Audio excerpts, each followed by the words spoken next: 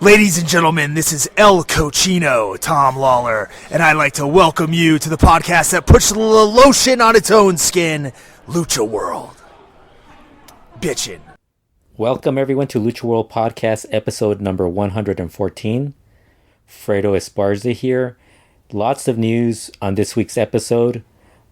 Originally, I planned on doing this just a recap of the anniversary show, maybe a couple of other things to talk about, but we had the big story change on us right as the anniversary show was coming to an end. A lot of news was going on.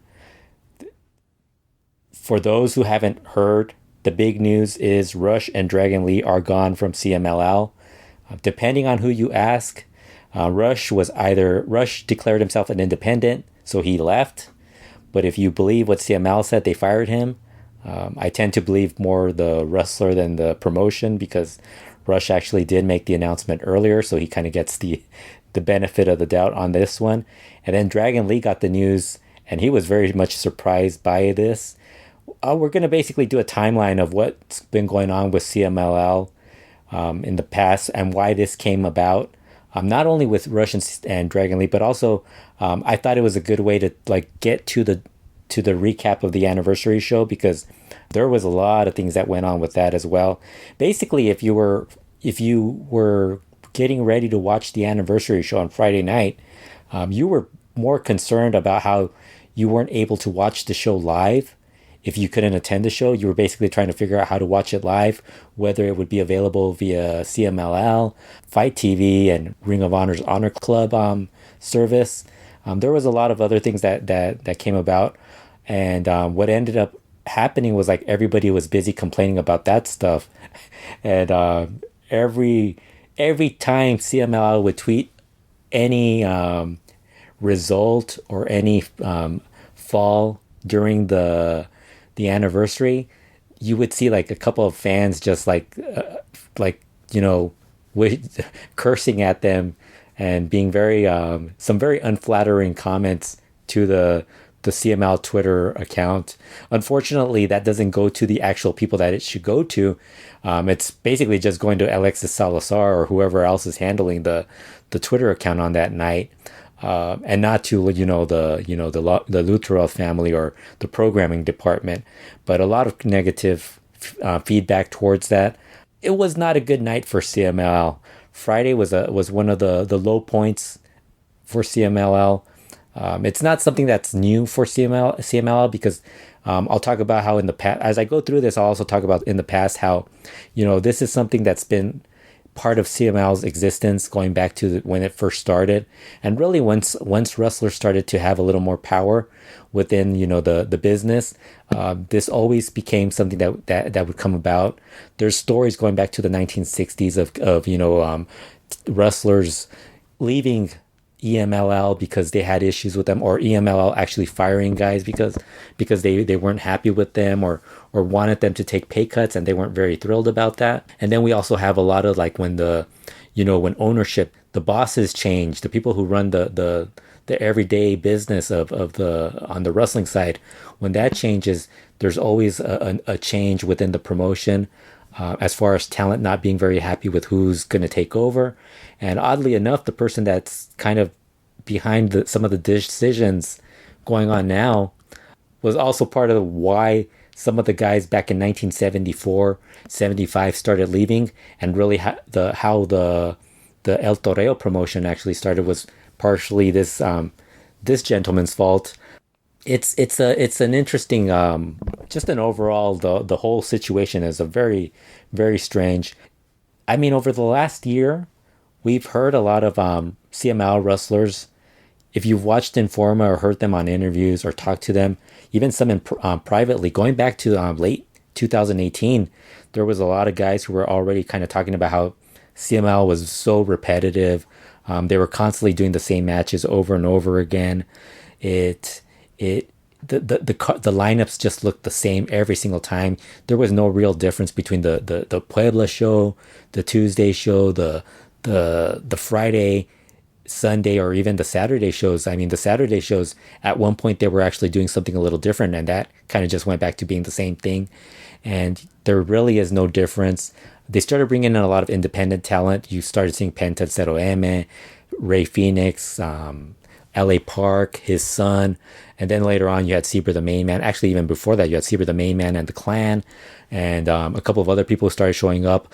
Earlier in the year, you had the guys who, when they worked out the deal with the Crash, you had some of the Crash guys like the Mecha Wolf 450 and Adam Brooks.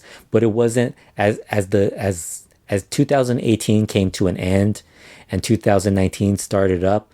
There was fewer and fewer independent talent coming into CMLL. So it was just back to the same old, Volador Jr. and Ultimo Guerrero headlining shows and basically being the top guys. That's something that a lot of people like. They kind of view Roosh at that level, Roosh and Dragon Lee at that level, but CMLL for the longest time, I would say going back maybe even 2-3 years ago, they've always kind of kept Roosh and Dragon Lee not necessarily, they were kind of top guys, but they were never really the guys who were going to get that big match on an anniversary show. And if it was on a Dos Leyendas show, it's going to be a tag match. Dragon Lee did the Mascara match, but other than that, there was always like this, you never got the vibe of it, more of them, constantly being the top guys on every Friday show. So you would basically get like a rushed main event. So, and it wasn't just them. I mean, it's everybody other than Ultimo Guerrero, and really Ultimo Guerrero is the only one that doesn't get the rushed main event treatment. His main event feuds tend to last a little longer. Especially with Sabre, the Main Man, the last couple of months, this has been going on and off for the longest time. But while this was all going on, you started hearing a lot of the CML wrestlers, when they would do appearances on Informa or even on interviews, they would constantly talk about how the repetition in the matches. Later, as the year continued, you started getting like Dragon Lee and Roosh constantly bringing it up, and how they wanted new opponents. They were very excited to see guys like LA Park, Penta, and Phoenix come in. They wanted the guys from the Crash to come in. They wanted more indie talent to come in just because they wanted something different.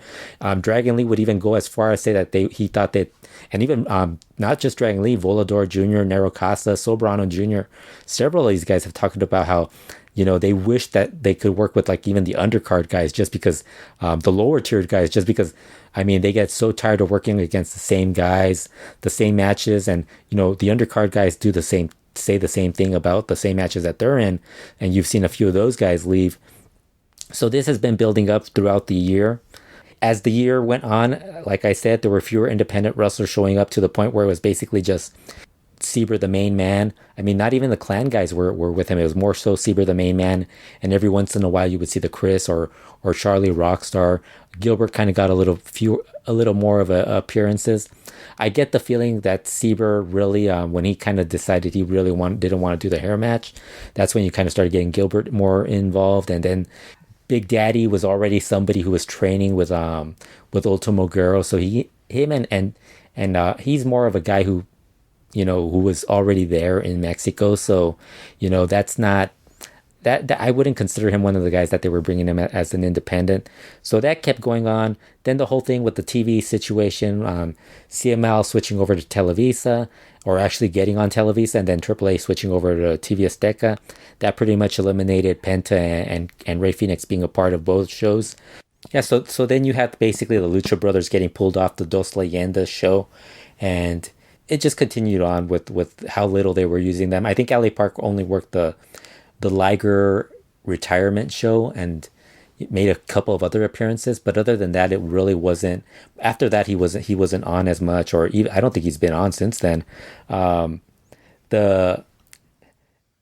think the big turning point for everything that, with the disgruntled workers or the disgruntled CML employees came about, Paco Alonso passed away on July 6th, and it kind of seemed like that. One of the things that kind of seemed like it caused a bit of a change.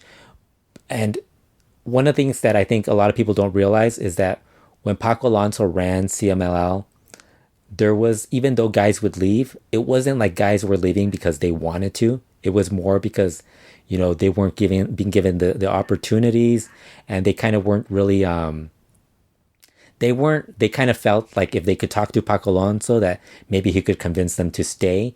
Usually for the most part, that wouldn't happen because he would usually give them their blessing to leave. But it was mostly more of a, there was more of a loyalty towards Paco Alonso than what would follow afterwards.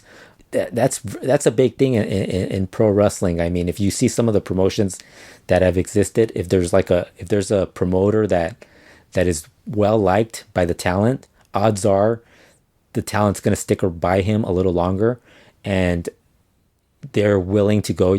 It would have to, the ship would completely have to be sinking for them to actually just leave. In this case, and honestly, for the most part, if you look at a lot of the promotions, if you go back in time, a lot of them, when they're coming to an end, they were usually run by promoters who weren't very well liked. I think the whole thing with WCW, when guys were leaving towards the end, when Crockett kind of sold the promotion, that was really when a lot of those guys made the jump to WWE. And there was other promoters that kind of didn't have that level of the wrestlers didn't have that trust with them. I mean, you look at ECW with Paul Heyman, that promotion went on for really extended their time, mostly because guys had believed in Paul Heyman as a booker, but weren't as they did not trust him as a financial guru. So that was really where their downfall. They should have probably left a little sooner. Some of the guys who stuck around a little longer. So with Paco passing, that kind of led to a fracture within the promotion where that loyalty towards CML kind of was no longer there, because the person that had that they actually gave that to, was no longer there. So it took Sofia Alonso. It kind of led to Sofia Alonso kind of taking over. And when she took over, one of the first things she did was hold a meeting with talent and the employees, and just to give them a little bit more of a morale boost, a little bit more of a vote of confidence for her as far as what the promotion was going to continue becoming, because there was going to be changes. Honestly, I think there was going to be changes no matter what. And it kind of led to a little bit of a peace within the promotion, because a lot of the guys had a little more faith. But at the same time, you kind of started noticing that certain people were starting to gain a little more power within the promotion. Ultimo Guerrero's basically now one of the main guys in the promotion, and you see how much power he has in the promotion. You just see the Sabre, the main man feud, which has been horrible, has continued on, and it's really been because of Ultimo Guerrero really being behind that feud. Dallas has gained a lot of power within the women's division, to the point where she very rarely loses, wins 99% of her matches. And even when she loses, she does it in a way where where she makes her opponent look bad. There's other people. The Dinamitas have gained a little bit more power, although I think with this with the follow-up change, their power was a little bit more. Their power is more of them being connected to the LuchaWorld family and also being connected to Ultimo Guerrero.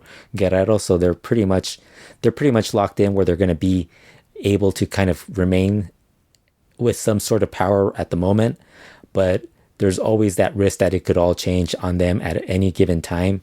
So everything kind of seemed like, you even had the story about how Sofia Alonso called in Silueta to make her return. And then, later on you had the whole Guadalajara office change with Magnum, the person who had power within the office getting fired, and Silueta coming back, getting to work there. And then you saw a lot of the guys who had left the Guadalajara office promotion returning, like El Gallo, Rayman, I think Javier Cruz Jr., a couple of other guys, Omar Brunetti, all those guys made their way back.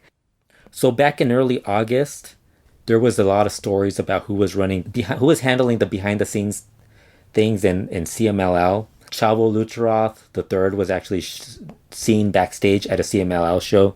So then everybody immediately started talking about how he was now a little more involved. One of the things that was brought up, CML's former employee of CML, Miguel Reducindo, who has been working now with the Mas Lucha guys, he's been doing a lot of their podcasts. He made an appearance and started talking about how CML's the people who run the promotion, who has power within the promotion. And one of the things he was talking about is there are 4 people involved in the decision making, but there's actually maybe like one or two people that handle the day-to-day business side of things. So basically, Sofia Alonso went back to just doing what she was doing prior to that. Chavo Luteroth III, who had always been the handling the finances and the business side of things, he's still kind of doing that. But now they've kind of brought back Chavo Luteroth II, who is the uncle of Sofia Alonso and the person who was actually given the power back in 1974-75 as the person to when Salvador Luteroth the first decided to step down from running the day-to-day operations. He passed it over to his son Salvador Luteroth II, who is Chavo Luteroth, and he basically when he took over, that's when the whole the guys talent decided that there were one of the first things that he did back then was that he wanted to phase out the older guys and wanted to he also wanted to change some of the financial deals that they had at that point in time, and a lot of the wrestlers weren't pleased about it. So in 1974, a lot of the guys were starting to leave the promotion. This was before the Rey Mendoza, Karloff Lagarde, Rene Guajardo, those three, when they left and formed El Toreo. This was before that happened. You had El Santo, Solitario, Vikingo, a couple of other, I think it was about a dozen guys who had actually decided to declare themselves independents. And one of the things that happened when they became independents, they were able to work more outside of for independent promoters throughout Mexico, but also outside of Mexico without having to give a part of their pay to EMLL. So that led to a lot of issues. Solitario, for the longest time, even when he returned to Arena Mexico as an independent, he always had issues with the promotion because of the way this was all handled at that time. There was still a lot of resentment towards him from the people who were in charge that were still working within the office in EMLL. So then those guys left, but then really the big thing that happened was that in early 1975, Rey Mendoza, Karloff Lagarde, Rene Guajardo, Rey's kids, the Villanos, all joined together with a group of independent promoters to form Promociones Mora, or what we know as the UWA promotion, El Toreo. So when that kind of happened, that was really built because of the whole dislike that they had at the direction that EMLL was going with when they switched over to power with Chavo Luteroth II. So then fast forward to this time, and that's exactly what's going on right now with a lot of the wrestlers kind of being a little bit more disgruntled because of, they were already disgruntled because of how repetitive CML shows are and how little guys are getting moved up. And there's a lot of resentment towards a lot of the independent guys that were brought in as well by the undercard guys, because a lot of the undercard guys kind of look at some of the independent guys, not so much Penta or Ray Phoenix, because or LA Park, because those guys can draw and they could go, but they were more resentful towards the Saber, the main mans, or the foreign guys that would be brought in, that Big Daddy, guys like that couldn't work. And there was a lot of good, there's even within some of the CML guys like Bestia and Volcano and Cranio, who have been moved up higher in the card. There's a lot of the younger guys who kind of don't understand why they are getting passed over for guys who they don't view at their level. So you have this change with now you have 4 people involved making decisions, and so now that instead of one person being the final say in everything, now you have these 4 people making decisions. So of course you're not going to have everybody agreeing on everything. That's kind of led to a lot more issues. We started hearing stories about how CMLL was going to cut back on the independent talent, and we have seen that they've really not been booking any indie talent since that time. What they did continue to go with was that they were continuing to build up the Saber, the main man, versus Ultimo Guerrero hair match. This has had some of the worst matches, some of the worst finishes in CML shows with really bad sloppy finishes, with the guys just not really caring. And we're also kind of starting to see that as well. If you've noticed, it's been something that's gone on in Lucha Libre over the years. I mean, sloppy finishes have existed in Lucha Libre, AAA and CML. It's always independence. There's always sloppy finishes.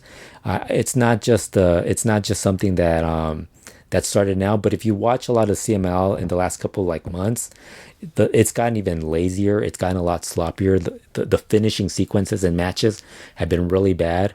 And we saw this with like the Ultimo Guerrero Sabre match where Ultimo Guerrero got fouled, and then Sabre faked the foul, and then somehow Ultimo Guerrero landed on him for the pin. And then you had the I think there was a Volador Jr. match where he fouled somebody, and the referee clearly is looking at the direction of when Volador Jr. fakes the foul, and he still calls it a DQ, and it's just a really sloppy situation right now in CMLL. So that's been going on with the top half of CMLL with the Sabre and Ultimo Guerrero feud. But then as CMLL started announcing, they made the announcement that the anniversary show would be happening on September 27th, and right before that, we started hearing all the, while this is all going on in August, all the changes, and as they're getting ready to announce the anniversary date, we hear Sangre Azteca leaves CMLL, Triton leaves CMLL, and both of them kind of like started getting a lot of independent bookings. Nacion Lucha Libre already got Sangre Azteca has already worked for them a few times. Triton's gotten way more bookings through as an independent. It's kind of led to more guys kind of like thinking maybe they should leave. The date that they announced the CMLL show, a lot of people immediately noticed that was the same night that Ring of Honor was going to have a show in Las Vegas, and I think even before that was the anniversary show was announced, it was already announced that Rush was going to challenge Matt Taven for the Ring of Honor title. So already, when they announced the date for the anniversary, people already knew that Rush wasn't going to be on that show, which was very surprising and very confusing to many people, many fans at that point. And so they continued on. I think maybe like a week later or 2 weeks later, they decided to announce the anniversary card. And as soon as they announced the anniversary card, there were so many CMLL guys complaining about the lineup. Even people on the show were kind of like disappointed in the lineup. I mean, I don't think in all my time following CMLL or EMLL, and this goes back to like the mid 80s, I don't think I've ever seen so many guys publicly complain about the anniversary lineup. And then it even got even worse when Caristico was on Informa. I think it was last week. They asked him about the anniversary, and he kind of made the comment that he doesn't think this anniversary seems as big as previous anniversaries, and he was kind of disappointed. And now you imagine this is a guy who is back in CMLL, who's like one of their biggest stars, and he's talking about how disappointing the anniversary card is, and how it doesn't feel like it's kind of lost its luster or its attraction to fans. And it kind of did, because I think a lot of people, when they saw that lineup, were totally disappointed in it. It was a horrible looking lineup. Really, the one positive match that was announced was the Microman versus Chamuel mask match, but everything else, I mean, if you're gonna base your opinion on an anniversary card, you always talk about like the two big matches. You could fill out the rest of the card with good matches, and odds are it's not going to matter because you screwed up the top two matches. And at this point, CMLL made the mistake of, I mean, the whole press conference, first of all, was horribly mishandled. They basically, instead of just announcing that it was a cage match, they had everybody show up, and they had the guys who had just been involved in the Grand Prix finish, where everybody was arguing between Nero Casas, Volador Jr., Carbonario, and Big Daddy, and so you have all these guys arguing about that, and all of them were saying how they wanted a singles match, a singles hair match. It didn't matter who it was. Volador Jr. said it didn't matter if it was Carbonario versus him, or him versus Nero Casas, or Carbonario versus Big Daddy, or Casas versus Big Daddy, or any combination. They thought a singles match was the ideal thing. All of them said that. So then Sabre, the main man, Ultimo Guerrero, and Gilbert get brought up on stage. And they all kind of kept going with the whole, well, there should be singles matches, or there should be at least be a three-way match. We don't know why we're all here. They were kind of not very pleased. They weren't very excited about a cage match.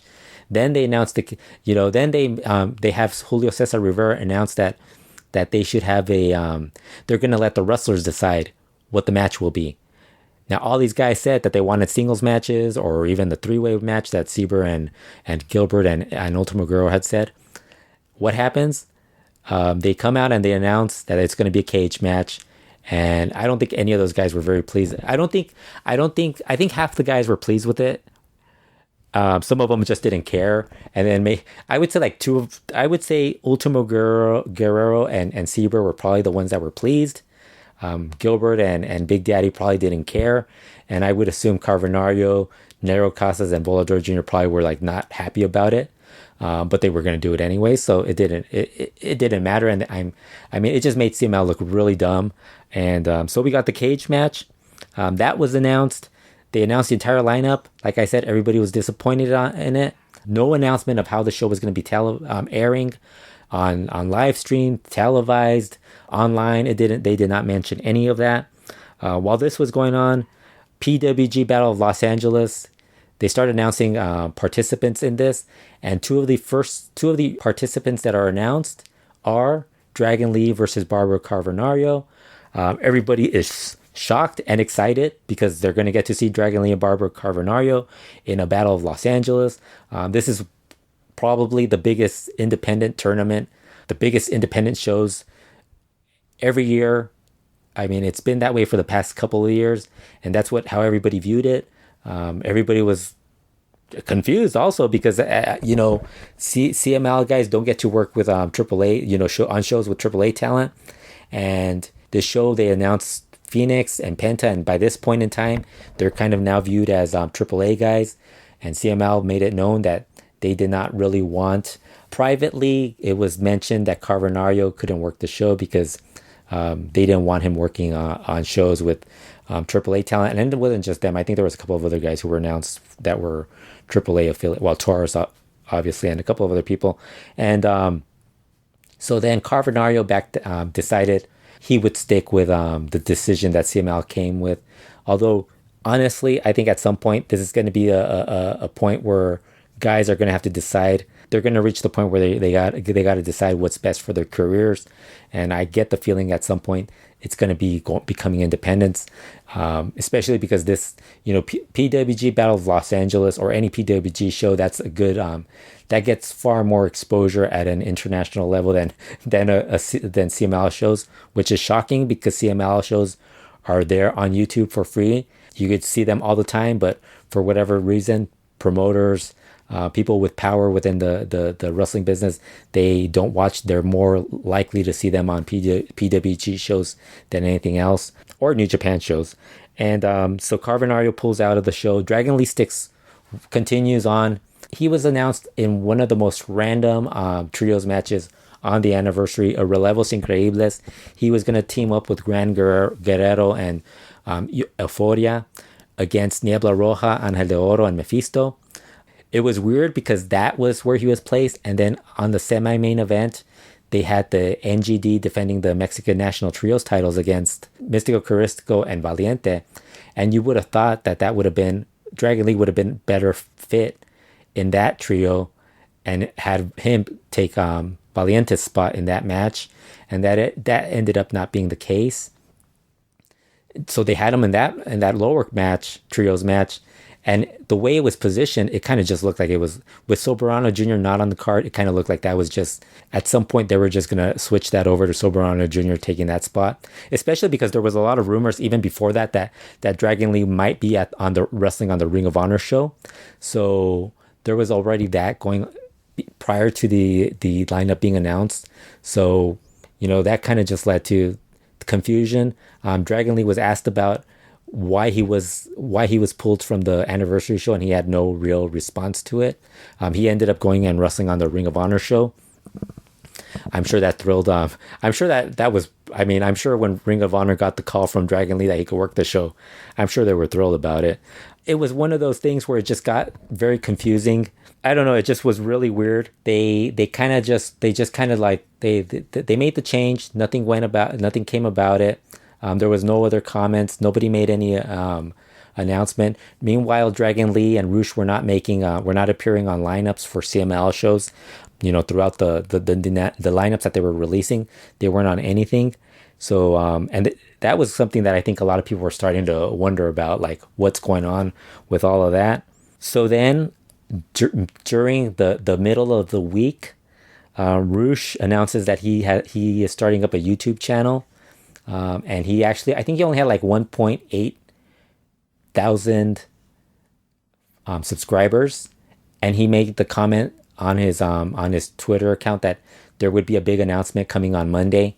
I think Dragon Lee was kind of thrown in that as well, because Dragon Lee also tweeted out something about noticias, news, and that kind of like started to, get the rumor mill churning that, something's going to happen. And it kind of, it wasn't really, I think everybody kind of had an idea that something was going on, because they weren't on, like I said, they weren't on CML shows. They weren't being announced on shows.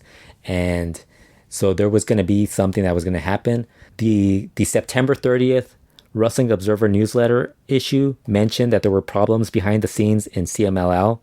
Chavo Lucharoth was making financial decisions at that point, and they had decided to make a couple of changes to how they handled talent. One of them was that they were going to increase the cut that the promotion would get from the American promoters or promoters outside of Mexico. And they were also going to increase the price for talent on those American promoters. So that kind of led to one issue for a lot of the talent. And then the second thing that they did was that they were going to cut down the guarantees on some of the top stars. It was mentioned that the guys who were already like the big names, guys, legends, or the more known headline guys like Atlantis, Blue Panther, Nero Casas, Ultimo Guerrero. I think Volador Jr. is also in that group. They weren't going to be getting the pay cuts that the other guys were going to get, but everybody else was going to get pay cuts and, have to deal with this new, this whole new situation that's going on. I think even Mascareño 2000, when he made the comment that he was working, he's going to be working in fewer shows. I think he had already seen, when he got the news, I think he kind of realized that it was better for him just to like not really stress out about this stuff.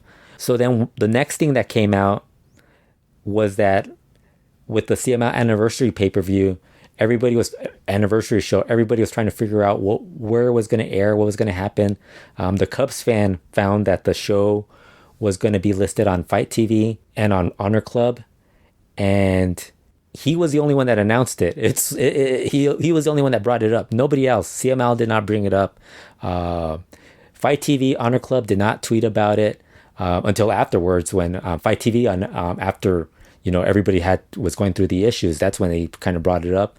But with CML's and Julio Cesar Rivera about a week ago had mentioned that the show would not be airing live, and did not mention anything else. So there was no mention of how it was going to air, when it would air.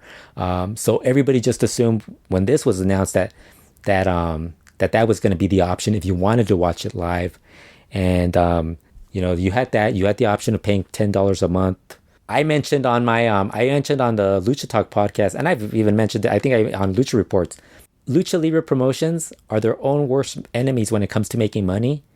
And one of the things that I can guarantee you, when it comes to their live events airing online, they will be their own worst enemies, because they're going to cause issues to the people who think they could make money. These streaming services that think they can make money off of them. They don't realize that these promotions are just going to put them up for free at some point on YouTube. With AAA, when they did the Invading New York show, you had to pay $30 for that show. But one of the things I made a comment was like, why not just wait? AAA would probably post it for free at some point, and I think they probably will anyways on their YouTube channel, on the when it ends up airing on, or when it ends up airing on TV Azteca or wherever else it airs.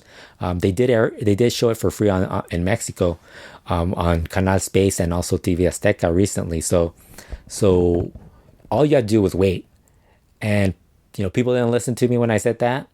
A handful of people did. A handful of people said that they did. They decided to wait. We were shocked when it ended up being on Access TV. I did not see that one coming. Apparently, it's going to be on El Rey Network as well for free. No one saw that coming. I'm sure that pretty much upset every single person that paid for that show. So then when CMLL does this and they decide that they're not going to tell you how it's going to air, but then you have these other companies, American companies, thinking that, hey, we can make money off of these events on our streaming services. Let's put it up for $10, which is really the price that CMLL will go with no matter what. And there's no mention from CMLL, so you kind of had a hint that was going to happen. So what ends up happening was these companies end up looking like they're idiots, because CMLL, when they said they weren't not going to stream it live, they meant they were not going to stream it live at all. Not just them, but nobody involved with the service was going to get it. So then as the show went on, a couple of people paid for it. And one of the things that was going on was that they were complaining about how the stream was not starting up. There was issues.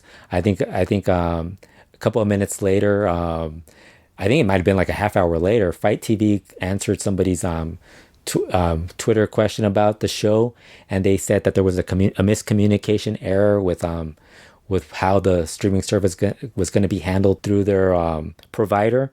And they apologized, but it made them look bad. And now you have this issue where what money are they possibly going to make from the people that were going to pay for that show?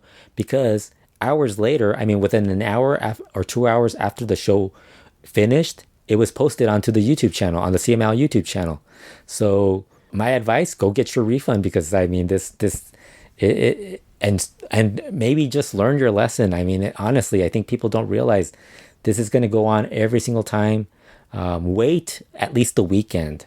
So we get to the CMLL show, and as that's going on, the CML Twitter account is tweeting out the results and getting, some very negative tweets directed towards them as the show is going on. Not just from some people that are kind of known, big time fans. They're just like ripping on them. Super Luchas. One of the guys from another podcast was ripping on them. A bunch of different people were just very upset about it. While this show is going, while the CML show is going on, Ring of Honor show is also going on. And what happens around the time that the cage match is going to start? Rush wins the ROH heavyweight title, and within a few minutes, after he's getting congratulated for that, within a few minutes, he tweets out a video where he and his dad, Bestia del Ring, make the announcement that they are going independent and we're no longer part of CMLL. They didn't say they were no longer part of CML. They just said they were going independent. For all we know, they could have said they could have said we're going independent. We'll take some dates with CML, but that's not the case. They just said they were going independent, and since they were part of Ring of Honor, maybe that could have been something they could have worked out with CML, whatever that was going on. But that ended up happening. Mystico, I think everybody started talking about, because Dragon Lee had already mentioned the news thing earlier, and he was also at the Ring of Honor show. People kind of assumed he might be also leaving. But and then Mystico had just wrestled, so then Mystico ends up wishing his dad and his brother well in their in the next phase of their careers, and he decides that he does not mention that he's leaving, and that kind of leads to the next step in the whole thing. The cage match comes to an end, anniversary show ends, and within about an hour or so, CMLL sends out a press release announcing that they fired Rush and Dragon Lee due to not being in line with CML and the programming department's plans.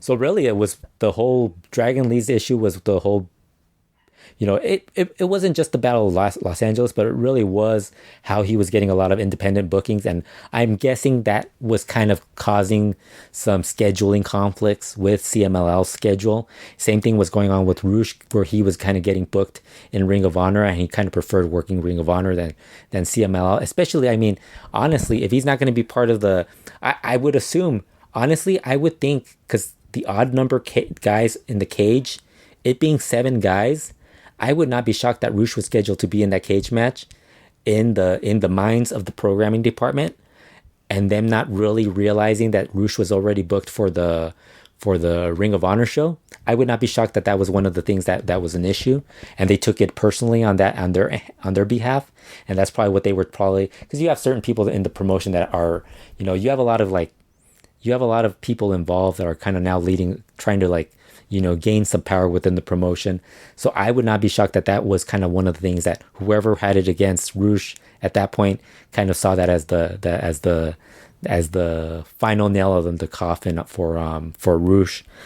So then Dragon Lee decides, right after that was announced that they were fired. Dragon Lee posted that he was surprised that he was fired. He did not want to leave. He actually wrote on his social media accounts that he had no intention. Like he knew that his dad and his brother were leaving, but he still planned on staying with CMLL because it was still loyal to CMLL. And he had actually talked about how he thanked Paco Alonso for the opportunity, but he said, well, I guess I got to move on. And it's just shocking because if you watch Dragon Lee in interviews, I don't think there is a guy who did more as far as like where the CMLL represented CML as well as he did outside of the promotion, because that guy was like, even when he would do Informa, like most of these guys look like it's a chore for them to be on Informa, and this guy actually liked being on that show, which was mind-boggling. He was one of the few guys who really loved being on CMLL shows. You go back to him talking about how he used to attend shows when he was a kid, and he would sit next to the announcers just to like hear them call the matches and bug them to ask them about who the guys were and what they thought of the matches. You hear about all the stories that he had about CMLL. So this is I'm pretty sure this hit Dragon Lee hard. And I do believe that he was very much surprised and disappointed with the decision CMLL made. And there's really no backing out of it now. I don't think CMLL is going to back out and say, especially now that if that they're trying to save money or like find ways to like cut down on salary, this is probably the easiest way for them to have salary cut. I mean, I would not be shocked if they keep, like, you see more talent starting to leave the promotion and then being perfectly fine with it. So then that happens, and what happens like within like an hour after that, CMLL uploads the anniversary show to their YouTube channel. So that ends up happening. That's kind of like the whole big story of of a Friday night, a crazy night. Now everybody's trying to figure out what's going to happen with Rush and Dragon Lee and CMLL and their relationships with New Japan and Ring of Honor. I think with Rush, he still has a contract with Ring of Honor through 2020. So I would think he's probably just going to continue with them in the same way that Bandito works for Ring of Honor. I don't know if that's going to lead to an issue with CMLL as far as how they're going to handle that. They allowed Rush to sign with Ring of Honor, so I don't think they're going to be able to say anything about how they can't use him or whatever. That's pretty much, he's now kind of like in that role with Bandito. I think the one thing they might ask Ring of Honor is that they can't have CMLL guys work against Rush. That would be my only guess. I think that's going to happen also with Rush and Dragon Lee on the independents, where now you're not going to have any of the CML. I'm guessing they're going to be sending a lot of these shows that were already announced that had CML guys, shows that had CML guys that had Rush and Dragon Lee on them. I'm guessing now you're just pretty much Dragon Lee's going to get pulled out of those shows, and Rush also, and they're probably going to be replaced by other guys. And then the shows that had booked maybe like 2 or 3 guys and had Dragon Lee as one of the guys, they're probably going to pull out they're going to have the promoter decide what he wants, whether he wants to stick with the one, Dragon Lee or Rush, or you keep the CML guys. And I think it's the same thing that happened with LA Park and Dr. Wagner Jr. when they left CML a couple of years ago, where promoters were kind of told to decide on what they were going to do, and a couple of them just stuck with the LA Parks and Dr. Wagner Jr.'s, just because honestly, once you do a show, money is the answer to everything when it comes to promoters.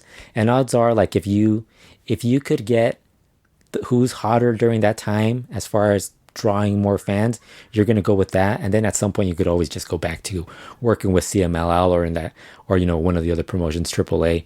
It's not they don't really close the door on on using talent. They just don't want you to use them on certain shows. And then they get over it once they see the money that you're willing to throw at them. I think the bigger news really is Dragon Lee's completely independent now. He has no contract with anyone. I honestly think if I was AEW, I would sign him right now. I mean, I would have somebody go over and like give him a contract and bring him in and have him be like the surprise debut for one of the first couple of shows, week 3 or week 4, whenever, because that's one of the things that I think AEW definitely needs. I was talking about this with a couple of friends of mine that I noticed that if AEW wants to get, like, they don't have that big surprise that they could bring in right now. I don't think Dragon Lee's like this huge surprise level guy, but just bringing him in and him being so good, he's already like one of the better guys. Like he'd already be one of their top guys. Like, just being a guy that can actually work and do what he does. I think I would compare it to like when WCW brought in, Eddie Guerrero, Chris Benoit, Dean Malenko, those guys when Nitro started up, they became they really kind of held them off from appearing on WCW shows till the Nitro shows started. They were mostly doing, tapings, and the shows they were getting taped for were really going to start airing around the same time that WCW Nitro was going to start. So I think that's kind of like what I think Dragon Lee could be, that type of level of guy where they could bring him in like that. Not the like Lex Luger level of Nitro appearance where you're, do you know who that is type, but more of a, this guy's really good and he's a great addition to our roster. One promotion's loss is one promotion's gain. That's kind of what I see it as. As far as AAA goes, I know they've been wanting to bring in CMLL guys for the longest time, especially the guys who are disgruntled. I could see those guys showing up at some point, I could see Dragon Lee going right away because he would immediately be a guy, especially right now that they don't have Laredo Kid and Mystices Jr. I could see Dragon Lee coming in and working one of those, filling out one of those Luchador Sorpresa spots. Roosh, I could see that happening at some point. I don't know how it's politically work because of the Ring of Honor relationship with CMLL and New Japan. So it's, with Roosh, it's more Ring of Honor. New Japan isn't that. New Japan really is more of a Dragon Lee thing, but I don't think that's going to be I have a feeling that those relationships, who knows what's going on with those. We haven't seen a New Japan guy since the Liger retirement. And I kind of think that was more Liger doing that than anything else. Kawado-san has not been seen. Nobody's around from New Japan. So that's now like a huge, a big void that's going on right now, or a big question mark. What's going to happen with CMLL, New Japan, and Ring of Honor? If I was Ring of Honor, I would probably side with Roosh. And honestly, if I was Ring of Honor, I'd try to get Dragon Lee to come in as well. And, right there, you have Dragon Lee and Roosh. Suddenly, they're like they would be your biggest stars of your promotion. Those two with Bandito and the guys that they have, the roster, that would strengthen the roster. I think the thing that's kind of been one of the negatives for CMLL in dealing with Roosh and Dragon Lee, I think since like maybe 2-3 years ago, when there were rumors that, WWE, there was constant rumors of WWE looking to expand into Latin America, and they were trying to get more talent from Mexico, and you would see like Regal at shows, Sarah Stock would be at indie shows as well, and there was a lot of stories about, they're trying to bring in talent. Sombra made the jump, and then there were rumors that Roosh was going to leave as well. When those rumors started, and it happened even with like guys like La Mascara, Mystic, Volador Jr. for a bit, Mystico, Averno. A lot of those guys, whenever rumors would come up, they'd kind of like their push or how well they were booked was always like there would be like a bit of a drop on what they were doing. And I think Roosh, even the last 2-3 years, he's part of the Ingobernables, but he really wasn't like the main focal point in the promotion, other than doing the random non-stop Ingobernables, Relevos, Increíbles matches. So that's kind of like it's kind of always been that way for a while, for the last 3 years at least. And then Dragon Lee also, that kind of started happening too when there were rumors that he might, he was already working getting more of a name and wrestling in New Japan and getting more bookings, it always kind of seemed like he was still not the top guy. He was never like really elevated that highly. You kind of see that the guys that CMLL's been pushing are the guys who they kind of view as the guys that are a little more less not loyal, but more likely to stick with them, like Ultimo Guerrero, Volador Jr., Carbonario. These guys have kind of like been more of guys who will stick with them. One of the things I should mention is that when people were talking about how did Dragon Lee and Carbonario get the PWG booking, Hechicero was telling me that his booking came through him. So when he went to PWG, and he kind of said that most of his bookings as far as independents go, the independent promoters go to him, and then he clears it with the promotion. And if the promotion says yes, then he can work those shows. But if they say no, I think he has to like stick with he abides by the rule with CMLL. He sides with them. So that's kind of what happened with Dragon Lee, where he kind of said, I could do it. I don't care if they get mad, I'll get it resolved at some point. And unfortunately, that was not the situation. And honestly, I think even them leaving, it's not going to hurt them. I think at some point it was going to happen anyways. It kind of felt like CMLL is doing them a favor, because the last year of Dragon Lee has really been just him kind of like going through the motions, working, random trios matches, and him kind of saying that that's kind of what it feels with CMLL. CMLL shows have really been very boring the last couple of months, the last year or so. I mean, it hasn't been like, you don't get the, other than the independent guys coming in, there really hasn't been like a lot of hot periods in CMLL like there were in the past. It's kind of just feels like they're just going through the motions, running trios matches, or their latest craze, their love of the Relevos Increíbles matches. It's kind of just feels like that's what they're doing.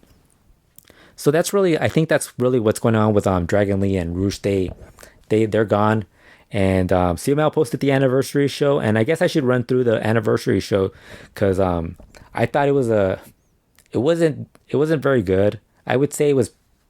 I wouldn't say it was a disappointment, because I knew going in I wasn't going to be that excited. I don't even think I would say, like, if you were going to want to watch the show and only had, like, instead of spending 3 hours of your day watching the show, and you just wanted to watch the two matches or the matches that were the best ones, I would say watch the Micros mask match and watch the National Trios title match. I think those two matches are the ones that you should watch, and everything else you could probably just skip. The first two matches, the Trios matches, were okay. There was some good. The first match, Audaz, Rey Cometa, and Stigma beat Misterioso Jr., Tiger, and Virus. I thought Virus, Tiger, Rey Cometa, and Audaz looked great. Audaz and Virus in particular were on fire in the match. But then you also had Stigma and Misterioso Jr. And Misterioso Jr. wasn't horrible, but he just wasn't there at the level of the other four. I mean, it was, you watch this match and it's like you're watching, four guys who are just having this really good match. And then whenever they would tag out and bring in Stigma and Misterioso Jr., the quality of the match would just drop off. Stigma was horrible. I thought he was awful in this match. I think Stigma right now, if you told me what his place should be in CML, they should switch him over to a Rudo. And he should work opening matches as a Rudo, because I think he's better than the Rudos that they have working out opening matches right now. Better than not Coyote and Graco. I'm talking about, Espirito Negro, Hijo Signo, and I forgot who the other guy is. There's another one that's horrible. Espanto Jr. Those three. He's better than those three guys. I think he would, and he's athletic, so at least he could be something. I don't know if how good of base he is, but he's got to be better than those guys. And but like I said, Audaz, the other guys, they looked really good, but the match was at best okay. The second match was I would say I think this was definitely just okay. I thought Dulce Gardenia and Hechicero looked good, and Titan did good as well, but everybody else, Hijo de Villano 3 does not look like he's. I mean, I'm still kind of in the middle with him. I'm sure he'll improve at some point because he's still young, but he's still at that point where he's kind of still just not not quite there, and it's going to be harder for him because his brother is just killing it in AAA, and he just looks so like he's probably like 10% as good as his brother, and that's not a good thing. And then Rey Bucanero did not look good in this match, and Diamante Azul looks so fat in this match. I really hope. I know Rob Viper said this on the Como Estas podcast, that he thinks maybe Diamante Azul and Vangelis, being friends of Rush, they might actually jump as well. That might be the one positive in all this. If those two guys leave, I will be very happy. Diamante Azul, not only is he a horrible wrestler, he's a horrible professional. He is not a guy I really care about. But this match was horrible. It lasted 2 falls, and it was not good. The third match was the worst match on the show. I think it was the worst match on the show. The match itself I thought it was like okay, but the finish was so bad. This is what I was talking about, how there's so many bad finishes now on CMLL shows. Even the previous match had a mass pull that looked so ridiculous, and they although the thing is, like, at least that was a DQ, that wasn't that bad. But this match, Dallas Metallica retained the Mexican women national title. Metallica looked better than she did in the Universal final, which wasn't that hard to do because she was horrible in that one. I mean, she was just bad in that one. But in this one, she was slightly better. But that finish was so bad. The finish is basically like, I think Metallica was trying to roll up. She grabbed Dallas's arms and tried to like pin her, roll her up for a pin. But then like she was supposed to use the ropes, but she was so far away from the ropes that she had to like pull herself. She kind of had to pull Dallas and grab the ropes by her legs and like barely use the ropes as leverage. And when she did that, Dallas's shoulder is clearly not even touching the mat. It's like totally off it. And then so then they have Tigre Infante, the referee, still count the 3 count, and the crowd just boos the finish because they could clearly see that her shoulders are not on the mat. It is a horrible finish. I don't know. I'm sure this was I'm sure it was a mistake. I mean, there's other. I mean, even if Dallas wanted it to look in a way where she was unbeatable, I mean, the fact that Metallica was going to reach the ropes to get the pin because that was going to be the finish no matter what. I mean, that kind of was her way of like showing that she had to cheat to beat her. So, but the way that it came about looked so bad. The placement where they were at, and then they went to a replay, and when they went to the replay, it looked so horrible. I mean, I don't think I've ever seen a finish so bad. The crowd even booed louder. The announcers couldn't even defend it. They were just talking about how it looked so bad as well. It was just a bad finish, horrible match. I mean, okay match, but it just became a horrible finish, and just I did not like it at all. Could have wasted. Then we get to the Relevos Increíbles match. Ángel de Oro, Mephisto, Niebla Roja beat Euphoria, Gran Guerrero, and Soberano Jr. This also ended in 2 falls as well. And this was actually not bad. It was pretty good if you saw what Soberano Jr., Euphoria, and Gran Guerrero were doing. Soberano Jr., I think he must have realized he was gonna be getting a little bit more of an opportunity going forward because he stepped up and he looked really good in this match. But Gran Guerrero and Euphoria are really good as a tag team. I think that's the sad thing. And Chavez brothers are also a good tag team, but the Chavez brothers are very much disliked by the CMLL crowd because they're good looking tag team, and the fans just hate it's bad enough that they hate the Technicos, but the fact that these guys are good looking, they're even like it's even added to that. And so now you have this match is going on, and it's actually not that. I thought it was an okay match, but then it ends in 2 falls, and the post match has the Chavez brothers grabbing the mic and wanting a shot at the tag titles, and the crowd just booed them so loudly. It was pretty cool though, because Ángel de Oro laughed about it and were trying to build it up as like, they didn't care about the fans like booing them. But I think that kind of shows you what the direction of how the CML crowds are responding to wrestlers now, where they're very pro Rudo. in certain search situations against the technicals that they just don't like. And because, I mean, the only Rudo that got booed in this entire show was actually Chamuel. And that kind of tells you that means if you have a technical that the fans can get behind, they will cheer that technical. Unfortunately, they do not have a technical that is at that level, and they're not really developing anybody to be a beloved technical. They're all just getting booed no matter what.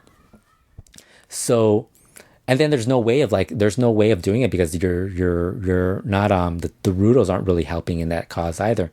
And you just lost one of the guys who could probably have done that in Rouge. And so that match, like I said, just watch the post match and you'll enjoy that just because of the reaction that the Chavez brothers get. That was then followed by the Micros mass match where Microman beat Chamuel. This match was really good.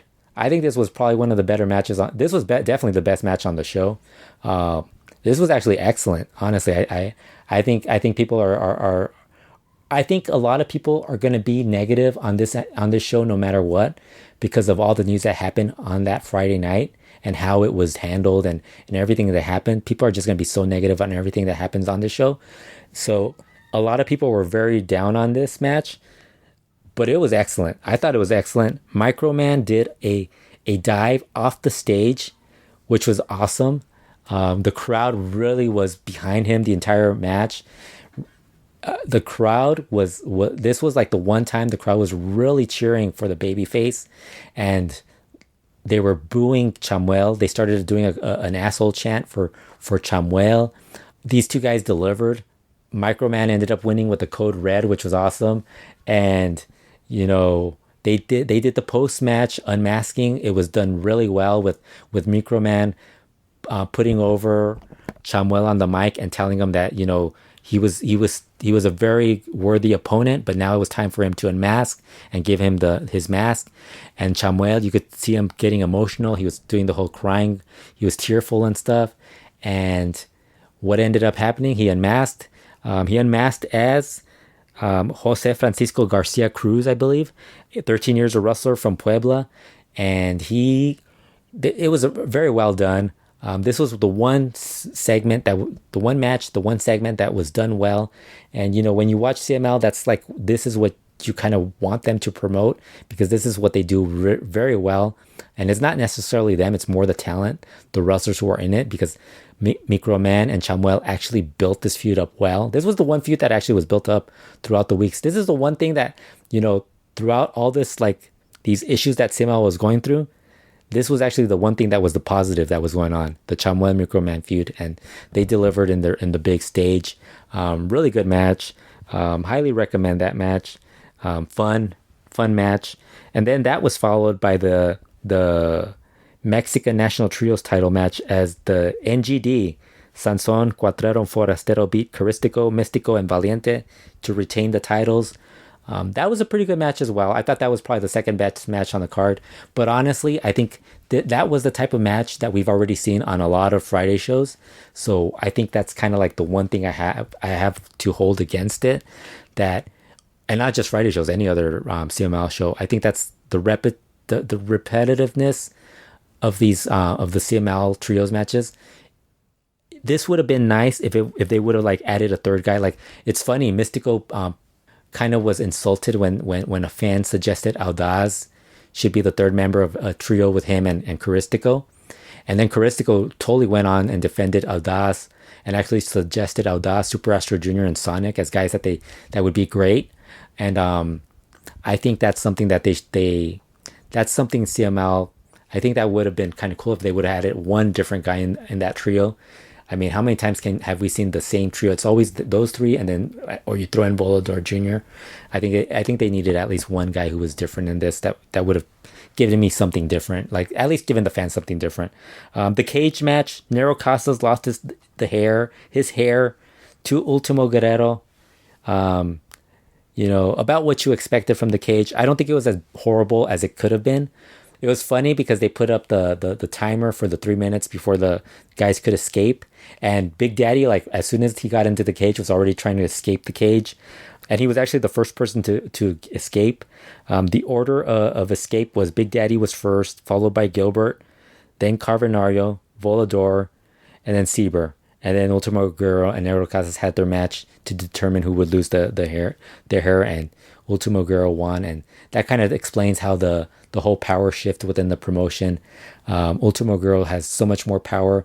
I was talking about this on my Twitter account where we see AAA kind of debuting a lot of, guys using old gimmicks. You have the Octagon Jr., Abismo Negro Jr. and Mystices Jr. and then Bengala, and constantly, and even going back years, Mascara Sagrada Jr., Mascara La Parca, and all these guys. I kind of have a feeling that coming out of this, we might end up getting another Dragon Lee by sometime next year, and I already think I know who's going to be that person because I've seen I'll just give you guys a hint on here. I think it's going to be a Lagunero who isn't right now in CMLL, but he's working independence in Mexico City and is training in CML's wrestling school. And the only reason I think that's because I think there's going to be, with Ultimo Guerrero gaining more power, I would assume there's going to be more power on the Lagunero side, where you're going to see a lot more of those guys kind of show up and appear on CMLL shows. Maybe not right now, but at some point you're really seeing a lot of most of what you're seeing as far as talent coming into CMLL. You're not going to see top talent. What you're going to probably see is a lot of the undercard guys or younger guys who they can pretty much, sell on the idea that, oh, we're in CMLL, this is the top promotion, and these guys will be happy just to be working shows for about the next year or 2 or 3 years. And, guys like Mano Negra Jr., Redentor, guys like that, and whoever else they have in the wrestling school, I'm sure at some point they'll come in, maybe not this year, but the following year. And so you're gonna get those type of guys. And really, what's gonna happen is that you're probably gonna have Soberano Jr. take on the role of Dragon Lee as the main, the main young guy. And then really, Rush's spot is basically gonna just be filled out by Ultimo Guerrero and whoever's remaining. I hope El Terrible ends up getting a few more bookings through this in CMLL, but even that, I'm not really sure what's going on. I do think there's going to be at least more talent from CMLL leaving, just because I don't think this story is not going to end. I think this is going to be a story that's going to continue. We've seen this whenever a promotion goes through these issues with ownership changes. We saw it just a few years ago with AAA when they let go of Conan. A lot of talent left with Conan, and then when he came back, all that talent came back with Conan. So, and even more talent came in with Conan. So that happened then. And then you also had the whole, when Antonio Pena passed away, you had a lot of talent that left because they talked about how it was no longer the same. Saber, the main man, left at one point, then he came back. And then when he left again, he said the same thing. Octagon, they've all said that. You go back to the when AAA was formed and all those guys left, they talked about how different it was. That was really when Pena left. That whole, the guys who were still in the CML, then they made the jump. Is because, the guy who was the driving force in creativity was now in AAA. It goes back every year. So I'm sure there's going to be more talent that's going to leave. I would assume that we're going to get more stories about guys being disgruntled. And at some point CML is going to have to decide what they're going to do. And unfortunately, I don't think that's going to be a good thing right now, because right now, the way it's going, we're getting so many CML shows that are just so similar that it doesn't matter what happens. We're still going to get the same thing over and over again. Very repetitive. And, I think that's the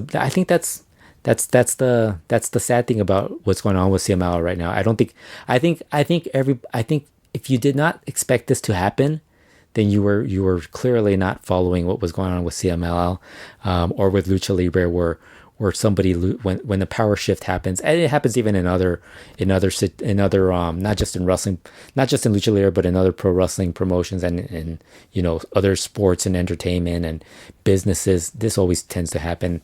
I guess this is going to be something that continues on. I think that's about it for this episode. Be sure to check out my Patreon account, patreon.com/LuchaWorld. I started up the Retro Wrestling Podcast on there. A lot of old talk of old wrestling, and you'll hear about some of the promotions that, fell apart due to some of this stuff. I think that's one of the history repeats itself, like I said, and what better place to find out about history repeating itself than going to my Patreon page, where I have the Retro Wrestling Podcast that will cover a lot of wrestling throughout the world. And I also have the Lucha Classica podcast, which I'm actually doing a month by month look at Lucha Libre. So you're probably going to get a lot of if you go through that, listen to those, you're going to get a lot of the stories of guys actually leaving and the stories of promotions, having issues and stuff like that.